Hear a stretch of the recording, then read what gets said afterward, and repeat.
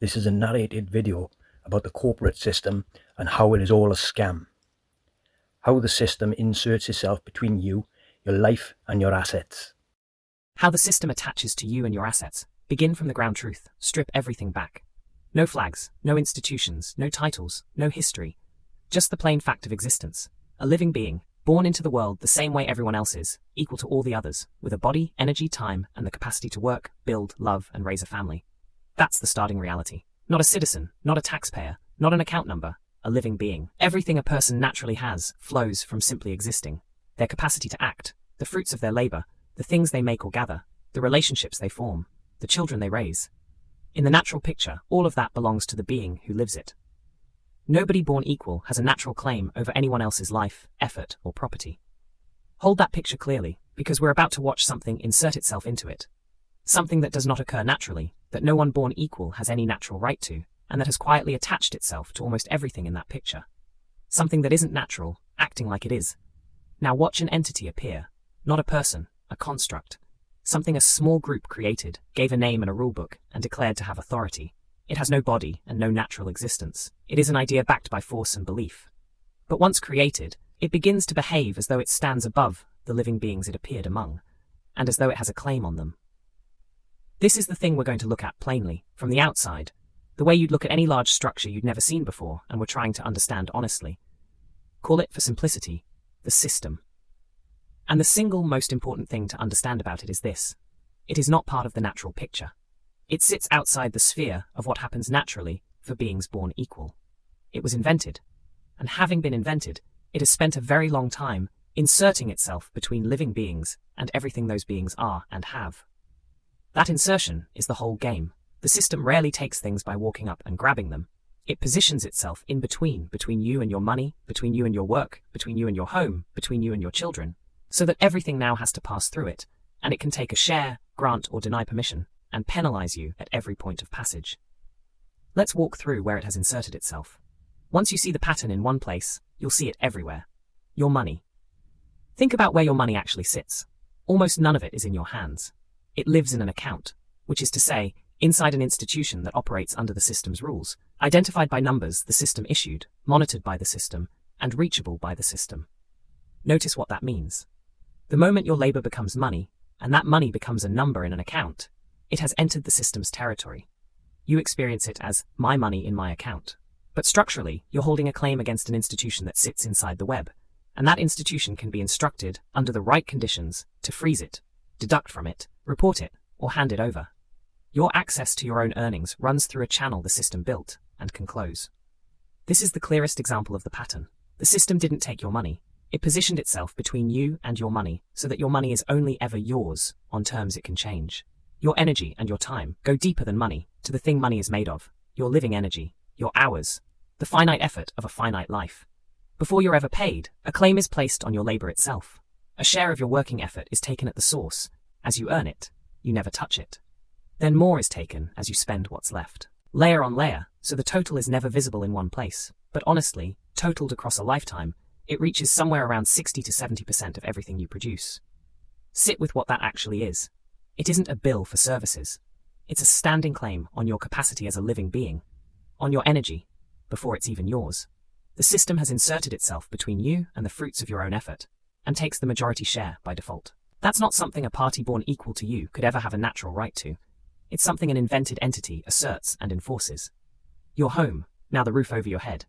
You may believe you own your home, but notice how much of that ownership actually runs through the system. The property sits in a register the system maintains. Your claim to it is recorded and recognized on the system's terms. You pay a recurring charge simply to occupy it, not to buy it, not to improve it, just to be there. And if you don't, penalties follow, and ultimately the claim on the home itself can be enforced. Even fully paid off, it is never fully outside the web. The ongoing charge, the register, and the enforcement routes remain. So again, the same shape. The system didn't build your house. It inserted itself between you and your home, as the recorder of who holds it, the charger of an ongoing fee to occupy it, and the enforcer that can reach it if you fall out of compliance. Your car and your movement, your ability to move, is bound up in the same way. To use a vehicle, you must register it, license yourself, insure through approved channels, and pay charges to move and to park. Each of these is a permission, something you must ask for and keep paying for. layered over an ability you'd naturally just have, to travel. The car is yours, in the sense that you bought it. But your freedom to use it runs through a stack of permissions the system grants and can withdraw. It has inserted itself between you and your own movement. Your relationships and your children, Hagsmancheth. Here's where it becomes most uncomfortable and most revealing, because the system reaches even into the bonds between people. Your relationships are recorded and given legal status by the system. It defines what counts and attaches consequences accordingly. And your children, the people you love most and are most naturally responsible for, are, from birth, registered into the system, given an identity within it, and placed under its overlapping claims. They spend most of their childhood inside its institutions. And where the system judges a family non-compliant with its rules, it asserts the authority to intervene in that most natural of all relationships. Step back and feel the weight of that. The bond between a parent and child is about as natural and fundamental as anything in human existence. It precedes every institution by a long way. And yet the system has inserted itself even there. As the registrar of your child's identity, the operator of the institutions they spend their days in, and a claimant of authority over the relationship itself when it decides you've stepped out of line. The web, seen whole of where. Now zoom out and look at all of it together. Money, energy, time, home, movement, relationships, children. In every single case, the same thing has happened. An invented entity has positioned itself between a living being and something that in the natural picture simply belonged to that being. And crucially, these aren't separate arrangements. They're one interconnected web. The register that holds your home, the numbers that identify your money, the records of your family, the permissions on your movement. They increasingly talk to each other, cross-reference each other, and are being drawn together into a single, joined-up infrastructure. That's what turns a collection of rules into something that behaves like a single entity, making a claim over the whole of you. Not your money, and separately your home, and separately your children, but you, comprehensively as a being it has surrounded on every side. When you see the web whole, you see the truth of it. The system has attempted to insert itself between you and your capacity, your property, your freedom, and even your relationships, and to make itself the gatekeeper of all of them at once. How it holds all this? 4 levers, not one. An entity with no natural body and no natural right can't hold that much ground by legitimacy because it has none. So how does it actually maintain the grip? 4 levers, working together. Presumption. Most of the time, it simply assumes the claim and acts as though it's settled, that you're bound, that you agreed, that it has the right, without ever proving any of it. Presumption does the quiet, everyday work. Most of the web is held by nothing more than an unchallenged assumption treated as fact. Force. Behind the presumption stands the penalty, fines, seizure, restriction, and ultimately confinement of the body. The force is rarely used against any one person, but it doesn't need to be. It only needs to be believed in, standing behind every demand. Conditioning.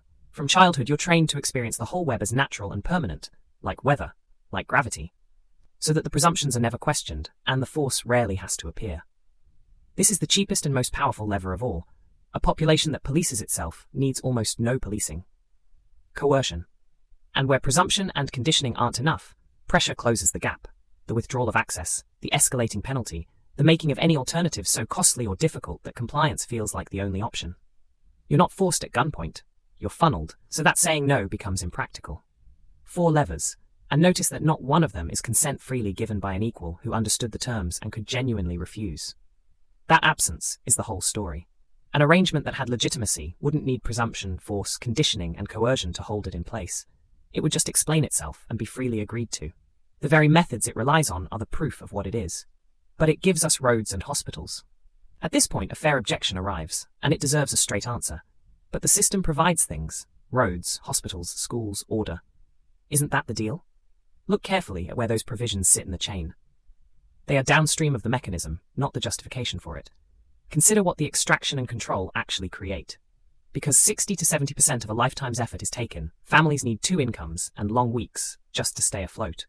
So there's little time, energy, or money left over to arrange things like care, education, or security for themselves or their communities.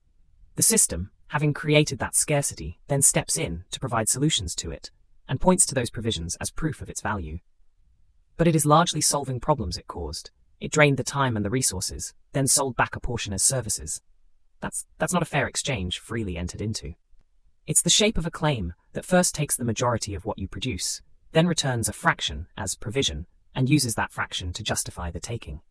Roads and hospitals are real and matter, but their existence doesn't make the underlying claim legitimate, any more than a mugger buying you a sandwich with your own wallet makes the mugging a fair trade. The provisions are downstream. The mechanism, presumption, force, conditioning, coercion, without consent, is what actually defines the thing, the nature of the thing, and why it matters now. We don't have to guess at the character of this entity. Its methods have already told us exactly what it is. Something that has to hide how it works, condition people from childhood not to question it, presume claims it never proves, and coerce compliance where belief runs out, is not a benevolent partner in a fair arrangement. Its own methods define it. You can read its nature directly off the way it behaves. And it is not standing still.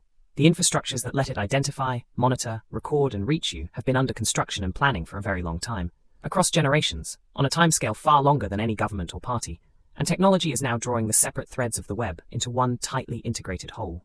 The direction is unmistakable, toward a single, joined-up architecture in which money, identity, property, movement, and family are all linked, all visible, and all reachable from one place. Every step makes the entity's claim over the whole of you more complete, more automatic, and harder to stand outside of.